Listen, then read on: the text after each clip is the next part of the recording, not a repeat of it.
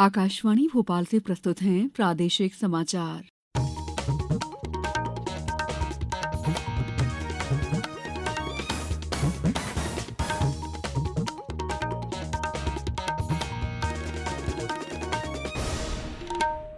नमस्कार, समाचारों के साथ मैं दीपा सिंह।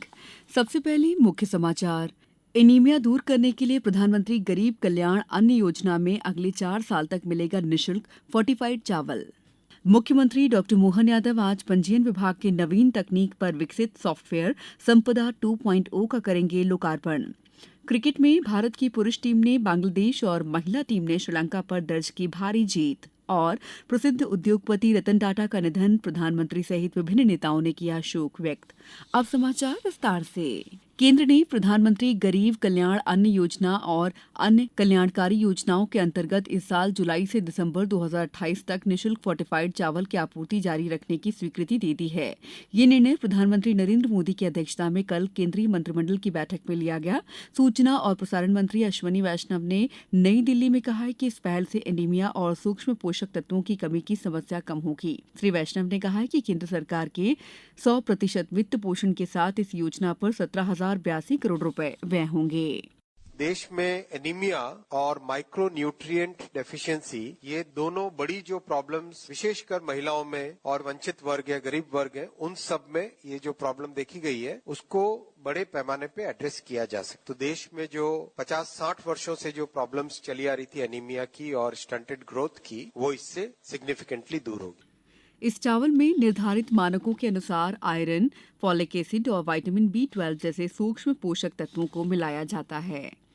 मुख्यमंत्री डॉक्टर मोहन यादव आज पंजीयन विभाग की नवीन तकनीक पर विकसित सॉफ्टवेयर संपदा 2.0 के ई पंजीयन और ई स्टाम्पिंग का शुभारंभ करेंगे। उप मुख्यमंत्री जगदीश देवड़ा कार्यक्रम की अध्यक्षता करेंगे। उन्होंने कहा है कि पायलट प्रोजेक्ट के सफल क्रियान्वयन और नोटिफिकेशन जारी करने से अब देश में मध्य प्रदेश दस्तावेजों के पंजीयन और ई स्टाम्पिंग के क्षेत्र में अग्रणी राज्य के रूप में स्थापित हुआ है। श्री देवड़ा ने बताया कि इस साल अप्रैल में 4 जिले क्रमशः गुना, हरदा, डिंडौरी और रतलाम में पायलट प्रोजेक्ट के अंतर्गत ई पंजीयन और ई स्टाम्पिंग को सफलतापूर्वक संचालित किया गया है।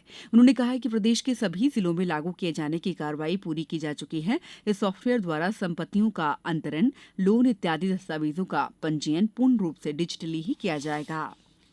राष्ट्रीय ई गवर्नेंस डिवीजन ने लोगों तक सरकारी सेवाओं की निर्बाध पहुंच के लिए डिजी लॉकर के साथ उमंग ऐप को मिलाने की घोषणा की है। इलेक्ट्रॉनिक्स और सूचना प्रौद्योगिकी मंत्रालय के अनुसार इससे उपयोगकर्ताओं को एक ही जगह से कई सेवाएं प्राप्त करने की सुविधा मिल जाएगी। मंत्रालय ने कहा है कि उमंग ऐप सभी एंड्रॉइड फोन पर उपलब्ध है। इसकी सेवाओं का लाभ डिजी लॉकर ऐप के माध्यम से लिया जा सकता है। मंत्रालय ने कहा है कि डिजी लॉकर डिजिटल इंडिया कार्यक्रम के तहत एक प्रमुख पहल है, जिसका उद्देश्य आवश्यक दस्तावेजों का सुरक्षित क्लाउड बेस्ड स्टोरेज प्रदान करना है। इंदौर को देश का पहला ऊर्जा साक्षर शहर बनाने के लिए 100 दिन का विशेष अभियान चलाया जाएगा। महापौर पुष्यमित्र भार्गव ने बताया कि दिसंबर से शुरू होने वाले इस अभियान के लिए नगर निगम और एनर्जी स्वराज फाउंडेशन समझौता ज्ञापन पर हस्ताक्षर करेंगे। इस अभियान का नेतृत्व आईआईटी मुंबई के प्रोफेसर और solar man of India doctor Chetan Singh Solanki करेंगे। श्री भार्गव ने बताया कि अभियान का मुख्य उद्देश्य ग्रीन हाउस गैसों के उत्सर्जन को कम करना, ऊर्जा संरक्षण को बढ़ावा देना और नागरिकों के बीच पर्यावरण के प्रति जागरूकता फैलाने के लिए प्रयास करना है। अभियान में शहर की बिजली खपत में कमी लाना और 5 लाख से अधिक लोगों को ऊर्जा साक्षर बनाने का लक्ष्य तय किया गया है। समाचारों में वक्त है ब्रेक का। ये समाचार आप आकाशवाणी मध्य प्रदेश से सुन रहे हैं। ये समाचार बुलेटिन YouTube पर, Madhya Pradesh news All India Radio channel पर और फेसबुक, साथ ही एक्स प्लेटफॉर्म पर AIR न्यूज भोपाल पर सुने जा सकते हैं। इसके अलावा आप हमारी वेबसाइट newsonair.gov.in पर अथवा न्यूज ऑन AIR ऐप पर भी समाचार सुन सकते हैं। ब्रेक के बाद समाचारों में आपका एक बार फिर स्वागत है। मुख्यमंत्री डॉक्टर मोहन यादव ने कहा है कि प्रधानमंत्री नरेंद्र मोदी के नेतृत्व में स्वास्थ्य सेवाओं का सतत विस्तार हो रहा है। कोविड के समय उन्होंने जियो और जीने दो के सिद्धांत को चरितार्थ करके दिखाया। ग्वालियर में कल एक निजी अस्पताल के उद्घाटन समारोह को संबोधित कर उन्होंने कहा कि जब पूरी दुनिया में कोरोना का हाहाकार मचा हुआ था, तब प्रधानमंत्री नरेंद्र मोदी ने भारत के संसाधनों और बौद्धिक क्षमताओं का उपयोग कर स्वास्थ्य सेवाओं का विस्तार किया। कोविड का कठिन काल याद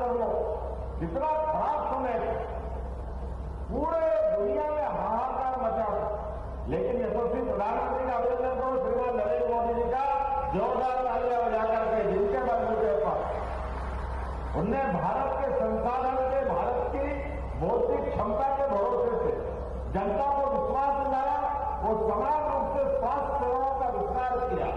उस विस्तार में हमको मालूम पड़ा है कि हॉस्पिटल और डॉक्टर की कीमत क्या होती है। विधानसभा अध्यक्ष नरेंद्र सिंह तोमर ने कहा है कि प्रधानमंत्री और मुख्यमंत्री स्वास्थ्य सेवाओं के विस्तार के लिए समर्पित भाव से काम कर रहे हैं। उन्होंने कहा है कि वर्ष 2023 में मध्य प्रदेश में केवल ग्वालियर, भोपाल, इंदौर, जबलपुर और रीवा में मेडिकल कॉलेज थे। अब प्रदेश में 14 सरकारी मेडिकल कॉलेज हो गए हैं। प्रसिद्ध उद्योगपति रतन टाटा का कल रात मुंबई में 86 वर्ष की आयु में निधन हो गया। श्री टाटा का एक निजी अस्पताल में इलाज चल रहा था। आज उनका राजकीय सम्मान के साथ अंतिम संस्कार किया जाएगा।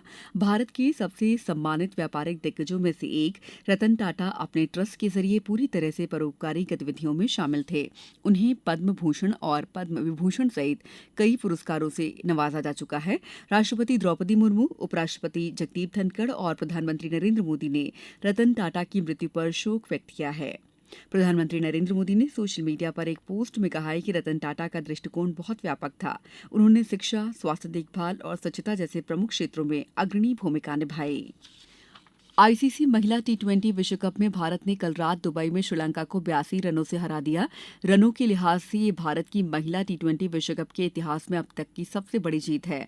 भारत ने पहली बल्लेबाजी करते हुए हरमनप्रीत कौर और स्मृति मंधाना के अर्धशतकों की बदौलत 172 रनों का चुनौतीपूर्ण स्कोर खड़ा किया। लक्ष्य का पीछा करते हुए श्रीलंका की टीम 19 ओवर और 5 गेंदों में 90 रन पर ऑल आउट हो गई।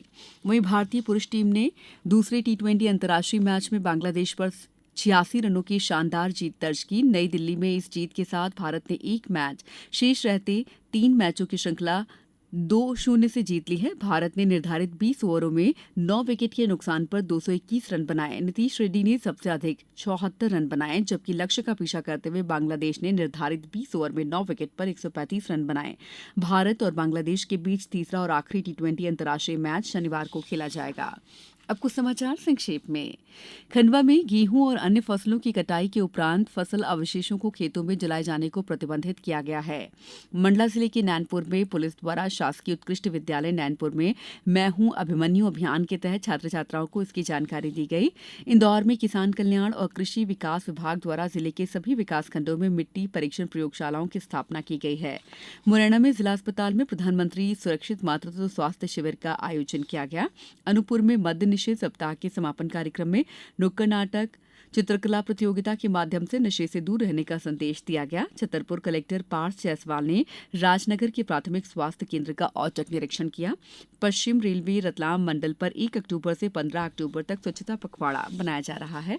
खरगोन की पुलिस ने बैडिया और बिस्टान थाना क्षेत्र में 13 लाख रुपए से अधिक के गांजे के पौधे बरामद कर 2 किसानों को गिरफ्तार किया।